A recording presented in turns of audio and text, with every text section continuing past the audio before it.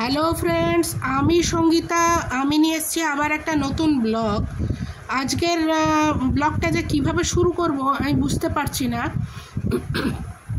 আমাদের দুর্গা পুজো সেটা তো অক্টোবরে, কিন্তু এটা বাসন্তী পুজো, সেটাও আমাদের দুর্গা পুজো, কিন্তু কালের চাপে ওই দুর্গা পুজোটাই আমরা বেশি করে পালন করি। কিন্তু এটা গ্রামগঞ্জের কিছু জায়গায় রয়েছে, কিন্তু হয় দুর্গা পুজোটা।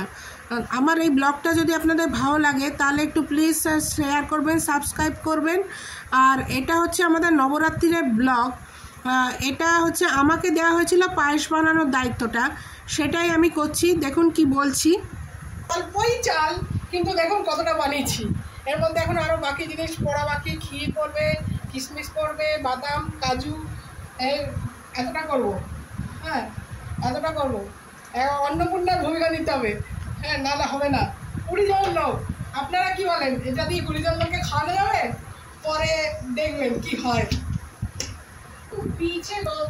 এখানে এই যে আমরা দুটো সবজির আয়োজন করেছিলাম, একটা হচ্ছে ফুলকপির তরকারি আর একটা চানার মশলা আর কি যেটা হয় সেটা করা হয়েছিল। আর আটার দায়িত্বটাও প্রথম দিকের দায়িত্বটা আমি নিয়ে নিয়েছিলাম। 3.5 কিলো আটা এখানে নিয়ে বসেছিলাম মাখার জন্য।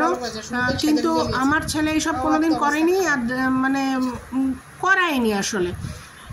ও হঠাৎ করে বললো, মা তোমার হাতে ব্যথা, আমার একটু বর্তমানে হাতে ব্যথা চলছে। তো বললো, মা তোমার হাতে ব্যথা, আমি চলো তোমার এই যে গুঁদে দেওয়ার কাজ, মতলব মানে ছেনে দেওয়ার কাজ, এইটা আমি করে দিচ্ছি। আমার ভালোই হলো, তাহলে কর। কেননা এত আটা মাখতে হলে আমার অবস্থা খুবই খারাপ হয়ে যেত। তো ও এগিয়ে আসাতে আমার এই কাজটা অনেকটা সহজ হলো। এই যে আমার ছেলে কুস্তিগির হচ্ছে, রুটি জল দে, আরো নরম কর, শক্ত হয়ে যাবে। নরম কর। জীবনে ফার্স্ট টাইম 3 কিলো আটা গুনছে। শুরুই করলাম 3 কিলো। হ্যাঁ, শুরুই করে বড় বড় দিয়ে। চাকরি প্রথম শুরু করছে বিএস দিয়ে, আটা গুনছে 3 কিলো দিয়ে, সব বড় বড় দিয়ে শুরু করে। হ্যাঁ, যাই না ভবিষ্যৎ কি বলবে, সে পুরিওয়ালা হবে। তো ভগবান এই জন্য শিখাচ্ছে না। এবারে এই হচ্ছে আমরা সবাই মিলে লুচি বানিয়েছিলাম, আটা যেটা আমরা মাখলাম শুরুতে।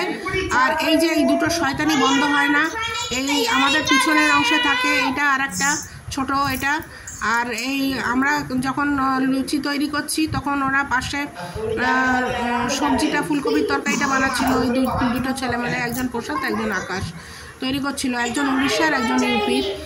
কিন্তু মানে এত ওরা ভালো রান্না জানে। এখানে সব কটা ছেলে আমি দেখলাম, তাই সনুকে বললাম, আমার ছেলেকে বললাম, তোকে শিখতে হবে। এই যে প্রশান্ত এখন তরকারিটা প্রায় তৈরি হচ্ছে, এটা নাড়াচাড়ি করছে। তো আমি আমার ছেলেকে বললাম, দেখ এখানে প্রতিটা ছেলে কিন্তু রান্নাবান্না পারে, তোকেও শিখতে হবে। হস্টেল লাইফ বা এই পিজি লাইফে থেকেও ওরা কি সুন্দর সব শিখেছে। আর এই এক গলা ঘোমটা টেনে আমার বাড়ি হলেই সমানে যে আটা 3.5 কিলো মেখেছিলাম তার লেচির অর্ধেকটা ওই কাটলো, ওই বেলে গেল। আর তারপরে আর একটা ছেলেও করেছিল, ওর নাম কৃষ্ণা। এই যে কৃষ্ণা, ও মানে আগে মিলিটারিতে ছিল, তারপর চাকরি ছেড়ে দিলে এখন বড় ছেলে কাজ করছে। ও দেখলাম খুব মাস্টার লোক। ও অনেক পরে লাস্টে যে আরও 1.5 কেজি মাখতে হয়েছিল, সেটা পুরোটাই ও বেলেছে, আমি ভেজেছি। আর আমার বাড়িওয়ালি দেখুন, ও যে বাড়িওয়ালি কে বলবে, একদম আমার সঙ্গে একদম বন্ধুর মতন মিশে গেছে। এখানে অর্ধেক বাসন ওর, আর ও এই প্রথমে বেলার কাজ করলো, তারপর এখন এই ভাজার কাজ করছে। আর কোনো মানে অহংবোধ নেই ওর মধ্যে। এই যে চলছে আমাদের কাজকর্ম। প্রথমে শুরু হয়েছিল, বলা হয়েছিল যে এই যে কঞ্চক বসানো হয়েছে, আমাদের দিল্লিতে বলে কঞ্চক বসানো, মানে কুমারী কন্যাদের খাওয়ানো হয়। এখানে বেজোড় সংখ্যা লাগে, 9, 7, 5 এরকম। আমাদের 7 জন হয়েছিল, আর ছেলে ছিল 3টে। এই হচ্ছে রেখা, যে আমার পাশে থাকে। এরাও যে মাঝে মাঝে আমার ভিডিওতে পাবেন। আর এই পিছনে, আমার পেছনে যে দাঁড়িয়ে আছেন, গুজরাটি ভদ্রলোক, উনি মানে 90% খরচা উনি করেছেন, 10% আমরা 3-4 জন মিলে করেছি। এবারে কেন হঠাৎ করে এই আয়োজনটা হলো বলি। আমার এই বাড়িওয়ালি অষ্টমীর দিন আমার জন্য, আমাকেও খুবই স্নেহ করে, আমার জন্য লুচি আর তরকারি নিয়ে হাজির হয়েছিল। তখন ওই রেখা পাশে দাঁড়িয়েছিলেন আর এই গুজরাটি ভদ্রলোকও দাঁড়িয়েছিলেন। তো হাসি মজাকে কথায় উঠলো যে ভাবি আমাদের খাওয়াবে না, আমরা কুমারী কন্যা না বলে কি আমরা পাবো না? তখন এই গুজরাটি ভদ্রলোক বললেন যে আমাদেরও তো খাওয়ায়, আমাদেরও তো দুর্গাপুজো, আমার খুব ইচ্ছা ছিল, আমার ওয়াইফ নেই, যদি সাহায্য করতো তাহলে এখানে থাকতো, তাহলে আমি বসাতাম। কথায় কথায় হঠাৎ করে ঠিক হয়ে গেল, রেখা, আমি, উনি, এই সবাই মিলে 5-7 জন বাচ্চাকে খাওয়ানো হবে। এই শুরু তো হলো 5-7 জন বাচ্চাকে দিয়ে খাওয়ানো নিয়ে, কিন্তু তারপর এক এক করে সবাই জুড়তে গেল আর আমাদের টিম বিশাল বড় এক টিম হয়ে গেল। এখানে যাদের যাদের দেখতে পাচ্ছেন এইসব আমাদের টিমেরই অঙ্গ। আর প্রথমে ঠিক ছিল যে আমার সেকেন্ড ফ্লোরে যারা আছে তারাই শুধু খাবে, কারণ আমাদের অত ক্যাপাসিটি নেই যে আমরা 70 জনকে খাওয়াবো। আমরা এই 3-4 জন লোক বেলবো আর ভাজবে, এই হয়ে যাবে, আমাদের যে 13-14 জন লোক আছে হয়ে যাবে। আর বাকি বাচ্চা এরকম 7 জন 20 জন।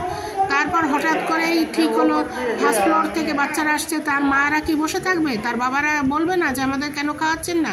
ব্যাস শুরু হয়ে গেল। সেখান থেকেও তাদের মা বাবা করে লাস্টে প্রায় 35 জন লোক হয়ে গেল। কিন্তু বিশ্বাস করুন, মানে প্রথম দিকে আমাদের কাউরই এরকম মানে আইডিয়া নিয়ে আমরা নামিনি যে আমরা এত বড় একটা করব। এই দেখুন ওদের জন্য এই ভদ্রলোক খাতা, পেন, পয়সা, এটা আমাদের কঞ্চকে দিল্লিতে দেয়, বাচ্চাদের 10 টাকা 5 টাকা করে দেয়, সে দিচ্ছে, কোনো কিছুর কমি হয়নি। আমি আবার আমার বাড়িওয়ালা আমাকে বললো আমাদের রাজস্থানের নিয়ম, তো আপনি এক কাজ করুন, কিছু কলা কিনে নিয়ে আসুন, বাচ্চাদের দেয়, তাহলে ভালো ফল পাবেন। আমি বললাম আমাদের তো এসব নিয়ম নেই। বললো আপনি যখন আমাদের এইখানেই করছেন তখন একটু করে দেখুন না।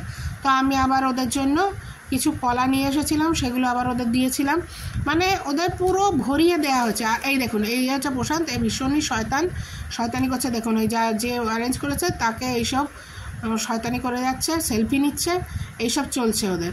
আর এই যে আমাদের এই ফার্স্ট ফ্লোরের টিম, এটা থ্যাংক ইউ।